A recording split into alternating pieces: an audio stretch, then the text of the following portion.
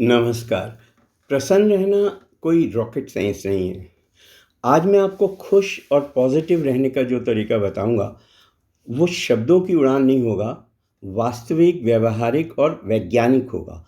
दुनिया भर में अगर कोई एक विषय है जो सबसे लोकप्रिय है, तो वो है जिसमें प्रसन्न रहने की शिक्षा दी जाती है। सुनने में थोड़ा अजीब लगेगा कि प्रसन्न रहने का कोर्स होता है क्या? उतना ही अजीब है जितना अपने समय में गैलीलियो का ये कहना कि पृथ्वी गोल भी हो सकती है। हार्वर्ड यूनिवर्सिटी में इसके साइक E1504 कोर्स के नाम से कंडक्ट किया जाता है। भारत में फ़िलहाल ये अपेक्षाकृत नया विषय है। आज के वातावरण में जब कोरोना को लेकर हर ओर हाहाकार मचा है, ये विषय सबसे अधिक महत्वपूर्ण है। दर्शन और अध्यात्म के रूप में दुनिया भर के दार्शनिक, बुद्धिजीवी और आध्यात्मिक गुरु बताते रहते हैं कि प्रसन्न कैसे रहा जाए। जिनके पास खाने को पेट भर खाने से अधिक खाना है, जिनके पास रहने को हर सुविधा और विलास से सुसज्जित घर है, उनके लिए प्रसन्न रहने का उपदेश देना बहुत सरल है। दरअसल वे समझ ही नहीं पाते कि लोग दुखी क्यों हैं। दुनिया में इतना कुछ है तो प्रसन्न रहने के लिए। एसी है, कार है, ये सब है। पर ये लोग, चाहे गरीब हो या अमीर, प्रसन्न रहना जानते ही नहीं। ऐसे गुरुओं का काम है उपदेश देना, सो दे रहे हैं। कोई उबाऊ से आसन बताता है, कोई आयुर्वेदिक ईरानी अथवा एलोपैथी की दवा बताता है, कोई तो आँख मूंदकर सीधे परमपिता परमात्मा से संपर्क साधकर आपको उनकी बताई सलाह देता है।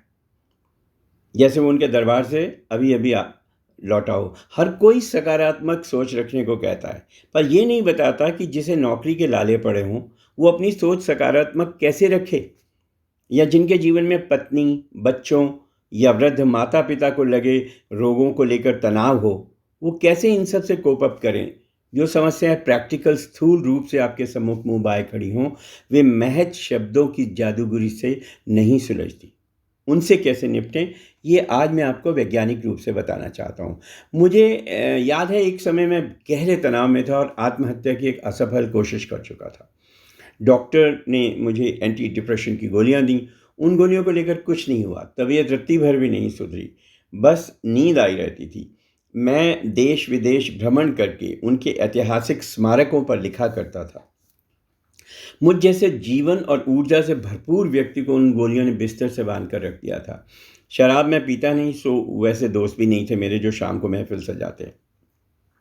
तब अनायास ही मुझसे अपने लिए एक प्रभावी नुस्खे का आविष्कार हो गया। नुस्खा साधारण था, मुफ्त था और उसे अपनाना मुझे सुखद एहसास देता था, जैसे लोगों को शराब पीकर लगता होगा। हुआ यूँ कि मुझे व्यायाम का बहुत शौक था। मैं कॉलेज के ज़माने से बुलवर्कर से व्यायाम किया करता था, जो एक अमेरिकन कंपनी का बनाया हुआ ऐसा उपकरण था, जिससे 50 विभिन्न प्रकार की एक्सरसाइज करना संभव था। आजकल मैं नहीं देखता उसे इधर-उधर, पर पहले ये बहुत पॉपुलर था। एक दिन ऐसे ही उसे उठाकर बाहर टेरेस पर ले आया और उसे उलट-पुलट कर देखने लगा। व्यायाम का शौक बिल्कुल शराब जैसा होता है। एक बार लत लग जाए तो आसानी से छूटती नहीं। जब शुरू हुआ तो पुराना चस्का जाग उठा। धीरे-धीरे सारे व्यायाम कर गया। अगले दिन उठा और खिन्न अवस्था में भी था, पर उसे ठेलता हुआ बाहर ले गया। आराम के 2 मिनट थोड़ी शिथिलता रही, फिर जैसे शरीर की मशीनरी गियर में पड़ गई। उसकी सारी एक्सरसाइज़ेस पूरा होने में 1 घंटा लगता था। जब पूरी हुई तो एक स्फूर्त उत्साह भर चुका था मुझ में। उसके बाद नहाया, ब्रेकफ़ास्ट बनाया और सारा दिन तरोताज़ा अनुभव करता रहा। ना यादों से उत्पन्न पीड़ा समाप्त हुई थी, ना कुछ ठीक हुआ था, लेकिन मेरे अंदर की ताज़गी मुझे चुस्त फ़ील करा रही थी, जैसे उस पीड़ा से लड़ने का हथियार मुझे मिल गया था। अब मैं अपनी समस्या की आँखों में आँखें डालकर देख सकता था और उसका हल एक स्वस्थ मस्तिष्क से ढूँढ सकता था, सोच सकता था। सारा दिन लेटा नहीं रहा मैं उस दिन, कुछ पढ़ा, कुछ लिखा और शाम को सैर पर निकल गया, आकर खाना खाया और थके बदन सो गया। सप्ताह में 4-5 दिन का ये रूटीन बन गया। व्यायाम का नशा चढ़ चुका था। मैं फिर कह रहा हूँ कि इससे समस्या का निदान नहीं हुआ था, बस उससे लड़ने की शक्ति, एक ऊर्जा शरीर में भर गई थी। समस्या की आँख में आँख डालकर उसे दूर करने के प्रयत्नों में तेज़ी और उत्साह व्याप्त किया था। मैं अपने काम के संबंध में दफ्तरों में भी फ़ोन करने लगा था और मुझे एक असाइनमेंट मिल भी गई। एक तो डिप्रेशन लगभग समाप्त प्राय हो गया था, दूसरे स्वास्थ्य खराब होने के स्थान पर बेहतर हो चला था और डॉक्टर, अस्पतालों के खर्चे से भी बच गया था। लेकिन मैं अव्यावहारिक दवाइयों, आसनों और उपदेशों की बात कर रहा था। मुझे एक व्यक्ति ऐसा नहीं मिला जो इन पर पूर्ण विश्वास करता हो या इन उपदेशों के कारण ठीक हुआ हो।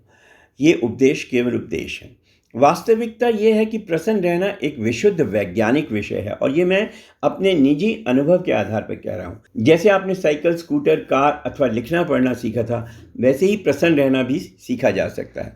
आरंभ में कठिनाई हुई थी ना, बस ऐसे ही शुरू में थोड़ी कठिनाई हो सकती है।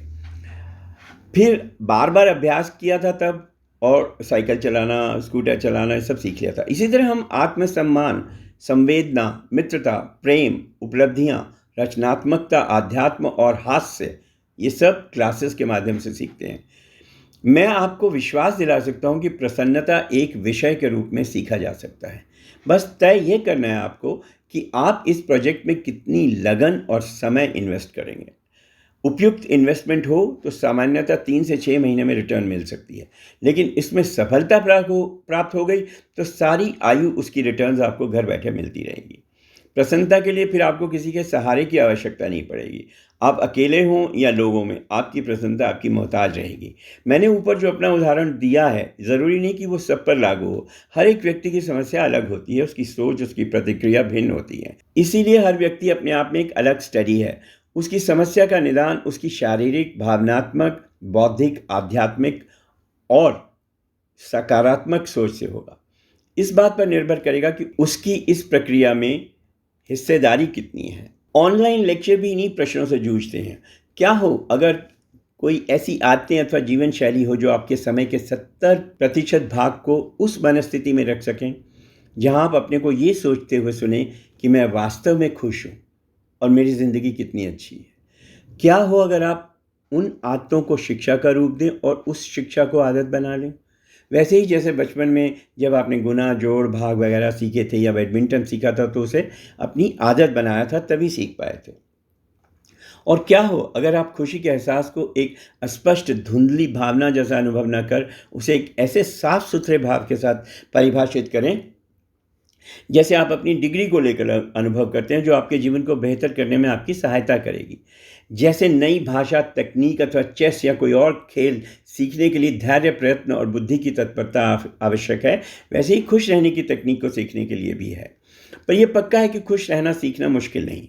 मैं आपको विश्वास दिलाता हूँ, प्यार की तरह प्रसन्नता भी एक एहसास है। ये एहसास आपको आपकी मानसिकता, सोच की दिशा और आपके भावों को नियंत्रित करता है। आपकी शारीरिक, भावनात्मक, बौद्धिक, आध्यात्मिक सोच और उसकी सकारात्मकता आपकी प्रसन्नता का स्तर निर्धारित करती है। आपके जीवन और आसपास के लोगों से आपके संबंध कैसे हैं, वे भी आपकी प्रसन्नता के मापदंड हैं। इस बात से कोई अंतर नहीं पड़ता कि आपकी आयु क्या है, या आप पुरुष हैं या स्त्री। आप चाहे 15 साल के हों या 70 के, कितनी चीज़ें हो सकती हैं जो आपके अब तक के अनुभव में न आई हों। प्रकृति ने हमारे मस्तिष्क को खुश रहने के लिए प्रोग्राम किया हुआ है, बस हम ही उसमें काल्पनिक डर भरकर उसे शॉर्ट सर्किट कर देते हैं। अभ्यास के दौरान आपको अपने को 4 स्तरों पर आंकना है। पहला, शारीरिक रूप से आप कैसे हैं, थके से या भरपूर विश्राम किए हुए। दूसरा, मानसिक रूप से आप चुके हुए हैं, शिथिल और तनाव से भरे हैं या चुस्त मनोदशा में हैं। तीसरा, बौद्धिक दृष्टि से शांत हैं अथवा अतिरेक रूप से सोच रहे हैं। और आध्यात्मिक रूप से जो चौथा है, आशाविहीन अथवा भविष्य के प्रति आशा और उत्सुकता लिए हुए हैं। इस आंकने का समय और स्थान निश्चित नहीं है, पर अधिकतर ये सब आपके दिमाग में प्रातः उठने से पहले अपने आप आ जाता है। इन चारों मापदंडों को आंकने के बाद आपको निर्णय करना है कि किस कार्यकलाप को आज आपने अपनी दिनचर्या में शामिल करना है और किसे नहीं, ताकि आप संतुलन रख सकें और अपने में ऊर्जा सलामत रखने में सफल हो सकें। जिन दिनों आपको लगता है कि आप बौद्धिक दृष्टि से रिक्त हो रहे हैं, तो उन दिनों थोड़ा समय निकालें जिसमें आप ऊँघ सकें और मस्तिष्क को आराम दे सकें। भावनात्मक दृष्टि से आप अकेलापन अनुभव कर रहे हों, तो यह आवश्यक है कि आप अपने किसी मित्र से मिलें और गपशप करें। ये सब प्रभावशाली अस्त्र हैं जो आपको अपनी ऊर्जा को समझने में सहायता करेंगे और ये भी सिखाएंगे कि किस प्रकार आप अपनी ऊर्जा को अपनी इच्छा अनुसार संचालित कर सकते हैं, उसे मनचाही दिशा दे सकते हैं और उस ऊर्जा की आपूर्ति अपने में फिर से कर सकते हैं। ये कोई जड़ उदासीन एहसास नहीं है। अगर इस पर थोड़ी मेहनत की जाए तो खुशी को एक जीवंत एहसास में परिवर्तित किया जा सकता है। आपके संज्ञान को पुनर्जीवित और एक नए ढंग से दोबारा कैसे चुना जाए, न्यूरोप्लास्टिसिटी पर आख्यानों के बाद आप विश्वास करेंगे कि खुश रहना कोई रॉकेट साइंस नहीं है, इसे वास्तव में पाया जा सकता है। अगर आपको इस विषय पर कुछ और जानना है या आपके मन में कोई प्रश्न है तो आप बेझिझक नीचे दिए हुए टेलीफोन नंबर 9810020179 पर आप संपर्क कर सकते हैं। आप अपनी समस्या ईमेल पर भी भेज सकते हैं, danis5x2@hotmail.com। धन्यवाद, नमस्कार।